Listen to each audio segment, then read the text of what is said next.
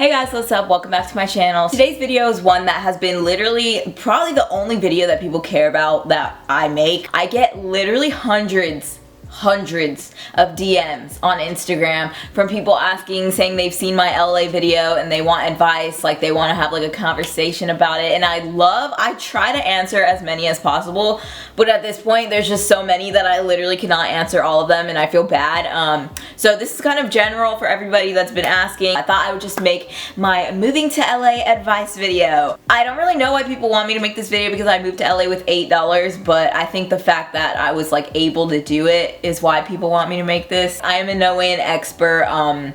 Like I said, I moved to LA with $8, so hopefully y'all will have it more planned out than I did. I asked on Instagram what you guys wanted to have answered because I wasn't really sure, and I got a few questions. I'm gonna answer the questions, and then if I didn't cover things in my Google Doc, then I'm gonna explain that. I don't know. I don't really know the format of this video, but I'm just gonna talk about it. So let's get started. The first question is how to find an apartment or living situation. You always found a way to make it work. So for me, it was kind of weird. I like lived with my friend for 3 months and then I ended up finding a place on Craigslist. For me, I wanted to live in Santa Monica since I went to SMC and I worked in Santa Monica. Santa Monica is one of like the most expensive neighborhoods like in LA. I could have lived in like a cheaper area and probably paid like $600 a month, but I chose one in Santa Monica, so it was $650 a month, and I lived with 12 people. Like it was literally like 6 people per room, and it was a 2-bedroom. Like it was a bunk bed type situation, living on a bunk bed with a bunch of strangers, and that's kind of like the affordable living in LA, which is like co-living. For a 1-bedroom apartment in LA, you're probably looking at $1,500 to $2,000 for a 1-bedroom. Even a studio apartment I think is like $1,500. It's crazy. I don't know how people afford to live out here. I really don't. So for me, I wanted to live in Santa Monica, and when I was looking at like rooms to rent, they were minimum $1,000 a month, and I couldn't afford that. So I would say base rent for renting a room in LA is around $1,000. So like K-Town, Inglewood, South LA, those are gonna be like more cheaper options, and they're obviously not gonna be as nice, but the rent there is gonna be a lot cheaper. So another thing that you can do is find roommates. I was wanting to share a room with someone and just like split the rent. I'll put on the screen or in the description like all the sites that I use to try to find roommates. You can find information about them, like if they're college students or like adults, and where they want to live and their rent price budget. What I used when I was looking for rooms for rent is Facebook Marketplace, and my friend found a roommate through there, and I've heard a lot of people mention it. I didn't even have a Facebook account, but I just made one to use the Facebook Marketplace, and you can find a lot of rooms that are like sublets. You can find rooms for rent. You can find people looking for roommates in LA. Basically, I just typed in like LA room for rent Facebook Marketplace, but basically like I'm in all these Facebook groups, and a lot of people list stuff on there. I don't think there's scams on there. That's the most reliable one, honestly. But also on Facebook Marketplace, I found a lot of places. Another thing you do that a lot of my friends do is co-living, and I had a friend that did it, and that's what I ended up doing. The one that my friend did was called Eddie. The Eddie housing is very nice, modern architecture and like very clean, very nice. You have to like apply. They'll pretty much accept you. They just want like creative people, positive energy and stuff. My friend's like an actor and he moved to LA, so he ended up living in Eddie, and I used to visit him all the time. It's super nice. Pretty much it's like pods, which is kind of weird. I love it's so funny to say, but they're literally just like pods that you sleep in. So like I think there was 6 people in his room. The closet space is like pretty small again because you're like living with a bunch of people, and that was like the most affordable one. I think he paid like, it's in Hollywood, but for me, I wanted to live in Santa Monica, and that was a little far from me, and I also didn't have enough money to pay like the extra $100. So the one that I had was through this company. I don't want to say the name because I don't want to get in trouble, but this company is not good. I would not recommend it. Maybe I should say the name. Will I get in trouble? No, I won't get in trouble. Free speech. It's called King Housing. I think there's a bunch of companies named this though, so I don't want to like get y'all confused with the wrong one. What I did to find my apartment in Santa Monica was I went on Craigslist and I looked up like cheap place, like apartments for rent, roommates in LA and stuff in Santa Monica, and I found this one, and it was on the same street as my job. It was like really close to the beach, and it was $650 a month, and then I I don't know if that was including utilities or not. They scammed me on the parking though. Make sure if you're gonna look for a place, ask about the lease, like how long the lease will be when you get to leave it, the parking, the laundry, utilities, Wi-Fi, like ask about all that. So for co-living, just be sure you ask about everything, because the company that I used was King Housing. They didn't send me the lease agreement, so I don't even have it. Like I signed the lease, but they never sent me a copy of it, even though I asked for it. But I just signed it because I need a place to live and I like didn't pay attention, and so I signed it without knowing that I couldn't park there, because they ended up telling me all late that it was 150 extra. So make sure you find out all the information before you sign the lease. They also like tried to not let me leave. They're like, oh, you can't leave this short into the lease, but I just left anyways because I was like, y'all, like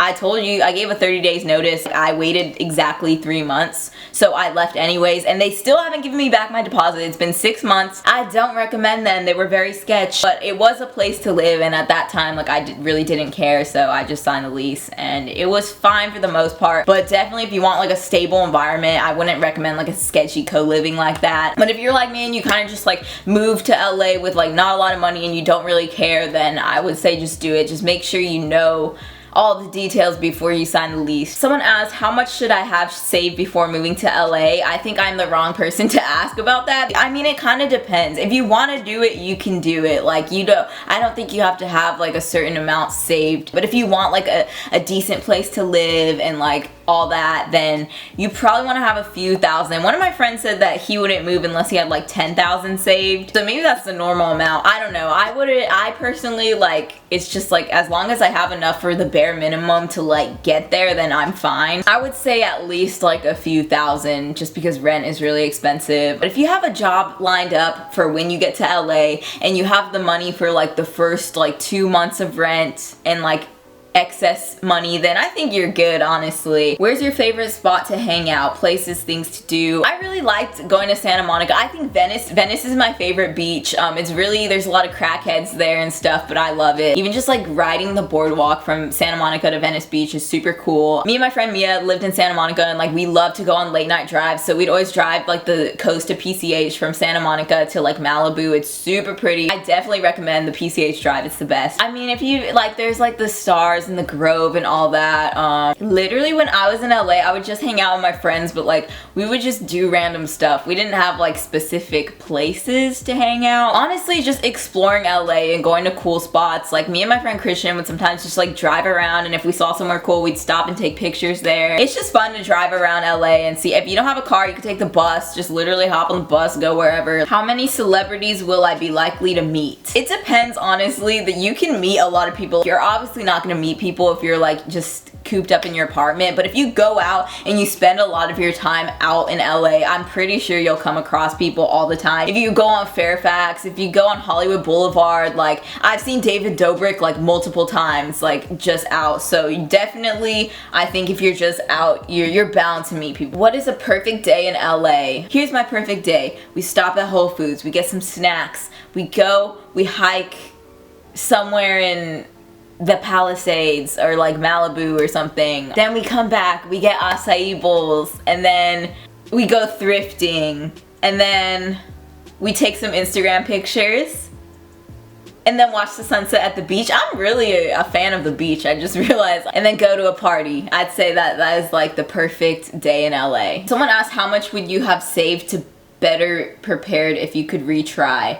If I could redo that, honestly, my experience was super unique. I kind of wouldn't, I don't know, I wish I had like a few more dollars. If I had like $30 more, I think that'd be nice. But my experience was super unique moving to LA, and I had a lot of fun, and it was crazy, and it was definitely a learning experience, and it definitely wasn't like ideal for a lot of people, but I had fun, and I think I learned a lot. I kind of wouldn't change anything, because if I would have had more money, my experience would have been a lot different, and I think, I don't know, I had a lot of fun, so I honestly wouldn't. Maybe I'd add like $30 to my budget, but that's it. Are you moving in with your friends? By the way, love your content, sis. Keep it up. Thank you. And yes, I'm planning right now in quarantine, like me and my friends all wanted to move in together right before all of this. So now we're back at home. We're just working, getting our money up, and hopefully we want to be moved out by like, I don't want to say because I don't want to jinx it, but very soon. How to make friends. Okay, my experience with making friends in LA was a little unique because pretty much just mutual friends. Make friends with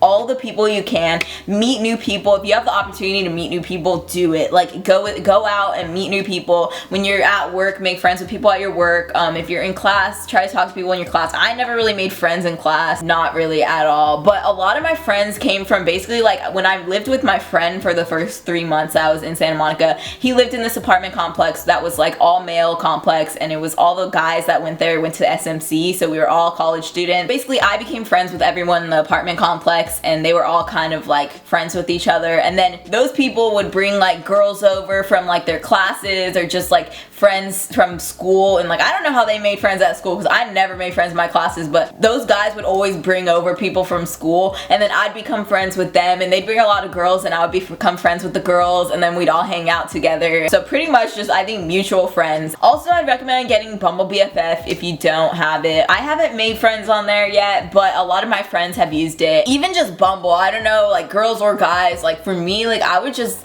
go on Bumble and Tinder and make friends on there. Like I know a lot of people don't use it for friends, but I made friends on there. I know when I lived on my own, I love to meet new people. I know not everybody can just go out and meet random people. Like thinking about it now, I'm like, I get nervous to meet people for the first time. I'm like, I don't know how I did that. Like I would literally just match with people and be like, yo, wanna hang out right now? And then we'd hang out. Honestly, you can't, like, you just have to do it. You just have to be outgoing. Try to meet as many people as you can. This may be bad advice, but for me, I just try to say yes to as many things as possible. So if I get invited to go out, if I get invited to hang out with these random people I've never met, like there's been times where I'm like, ooh, I'm kind of shy. I don't know if I want to like go out with these people, or like I'm scared to meet them. Like I don't know them, but like I just said yes to everything, and that opens so many doors, like so many opportunities. If I wouldn't have said yes to this certain thing, I wouldn't have met like this entire group of people. So my best advice is to just try to do as many things as possible. Say yes, try new things, don't be shy. And if anyone's watching this and you're in LA and you ever want to hang out or need a tour guide or something, I got you. I love hanging out with new people. I love to shoot. If you want to take pictures, I love just meeting new people and making new friends. So definitely, if anyone wants to hang out, hit me up. How did you adjust to the prices? I'm in Texas and it's just so much cheaper here. Yeah, okay, Texas is hella cheap. For me, if you didn't know, I'm from LA. Like I'm at my parents' house right now, and I live in LA County, but I'm not like LA City. I want to be in the other side of LA. Like I'm in the outskirts kind of. I'm born and raised here, so I'm kind of used to gas being expensive. The only thing that like was like eye-opening for me was rent prices, and once I had to like purchase everything myself, I was like, wow, I have to pay for parking everywhere I go. Like I have to pay for literally everything. For me, I just kind of saved all my money. Just be prepared. If you're not from California, be prepared for everything to be like 3 times more expensive than you're used to it being. It's kind of ridiculous. Everything adds up, so you'll definitely be more like cautious of your spending. I used to spend my money like so freely, and then once I lived on my own, I was like, I have no free money to spend on anything. Like this is all going towards essential stuff, so you'll learn that. What's your favorite LA city? That's a tough one. I really love Santa Monica. Oh no, Venice. I really love Venice. I just love Venice Beach. I don't know why. But I also really love West Hollywood. That's a really tough question. I gotta say either West Hollywood or Venice, but probably Venice just because I love the beach. A lot of people don't like Venice because of all the crackheads, but I think it makes it interesting and it's like fun, and everyone there is super chill and laid back. Our apartment's really expensive. By the way, I love you. Thank you. And yes, girl, they're so expensive. I don't understand how people afford to live here. I genuinely do not. Like I was working 2 jobs and I went to school, and apparently I didn't even know I could have got like financial assistance. I could have got food stamps or something. I was literally struggling to live, and I didn't know I could have had financial assistance because I was a student and I also was working 2 jobs. But whatever, I did it without the government's help, barely. Again, I was working 2 jobs and my rent was $650, which is like very cheap for living in LA, and the only reason it was that cheap is because I shared an apartment with 11 other people. The base rent price is literally like $1,000. Like that is probably the minimum for a decent place to live in LA. And it's like if you work a full-time job, like you barely make that in a paycheck. So I'm like, how are y'all doing it? What's a hidden cost you didn't know about or didn't know cost so much about moving to wait, what? Parking is very expensive. I think especially in Santa Monica, it was like the worst. They wanted to charge me $150 a month to park there. And then when I lived with my friend, I paid $60 a month to park in his apartment. And if you want to park on the street, you have to buy a permit. But I'm like, why I gotta pay for parking? It's a parking on the street. Like, this is free property. I don't understand. If you want to go eat somewhere in like a shopping center, like you have to like get like validation to like be able to park there for free. If you want to park somewhere like to take Instagram pictures in the city, you gotta pay to park in a lot. I'd say for me, I just didn't know how much parking was. I'm 15 and want to go when I turn 18. I'm saving. Any advice? I'd say for you, just save all your money. Save all your money, because you're not gonna regret saving too much money. Like, you're never gonna have enough. Like, it's expensive. You're gonna be glad that you saved all that money. So just save as much money as possible. Make sure when you move out here, you have like a stable income or a stable job. Pretty much just save all your money and try to meet people so that when you come here, you'll at least have like one person that you can be friends with here. Okay, that was all the questions. Now I'm just gonna like go through my Google Doc that I had explaining everything. Okay, so jobs.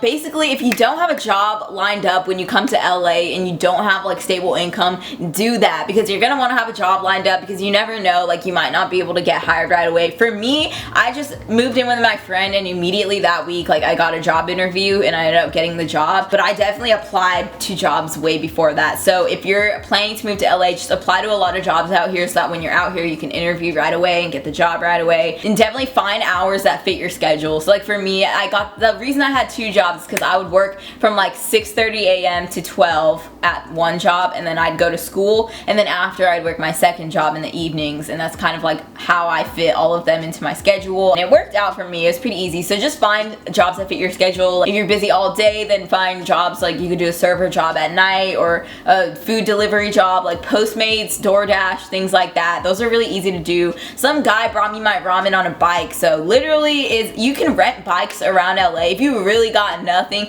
you can rent bikes in LA. And if you like work for Postmates, you can literally just ride around and deliver food. If you want like a simple grocery store job, Whole Foods is a really good one. They pay usually, like, I think they raise the minimum wage because of Corona, but like usually they pay $15 an hour, which is more than minimum wage. The same for In-N-Out. I think In-N-Out also pays more than minimum wage. Oh, transportation. So if you want to bring your car to LA, just remember, parking, you cannot park for free anywhere. The parking tickets, the meters, having to pay monthly to park in front of your own space. Also, insurance rates I think are more expensive when you go to LA. I think mine was raised when I moved to Santa Monica. So if you bring your car, just remember about all those fees that you're gonna have to pay. Like, you're literally gonna have to pay just to park your car, which is annoying. But I definitely loved having my car, and if you need it here, then it's not that big of a deal. Like, if you're gonna use it a lot, it's gonna be worth it for you. There's a lot of public transportation in LA, so you don't really need a car. If you are like living somewhere in LA and you're near a grocery store and you're really close to like your job or something, then you don't really need a car, because it's just gonna be an extra cost. Like, you're gonna have to pay for the parking, the insurance, and all that. Honestly, that's it. I think I answered all the questions. If y'all have more questions in the comments, like specific questions, let me know, because a lot of people just said they wanted an advice video, but like I didn't know what y'all wanted. Everyone's just like, advice video, advice video, advice. I'm like, what advice? Like, I don't know. So that's why I had y'all ask me questions. But yeah, I think that's it. I'm gonna go. Thank you guys for watching. If you liked it, you can give it a thumbs up. You can leave a comment if you want, and subscribe if you're not subscribed. But I'll see you guys in my next video. Peace out. Bye.